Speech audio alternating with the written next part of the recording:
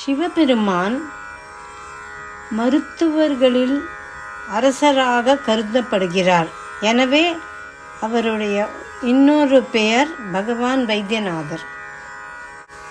நோய்கள் அல்லது கடுமையான நோய்களிலிருந்து குணமடைய விரும்பும் பக்தர்கள் இந்த ஸ்லோகத்தை தினமும் பாராயணம் செய்வது விசேஷம்.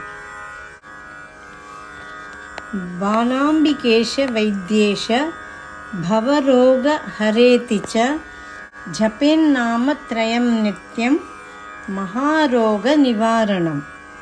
பாலாம்பிகேஷ வைத்யேஷ பவரோக ஹரேதி ச ஜபேன்னாமத்ரயம் நித்யம் மகாரோக நிவாரணம்.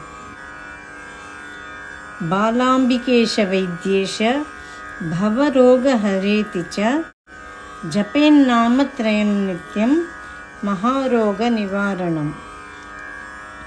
இந்த துதியை பாராயணம் செய்தால் தீராத நோயெல்லாம் வைத்தீஸ்வரன் திருவருளால் தீரும் என்பது நம்பிக்கை.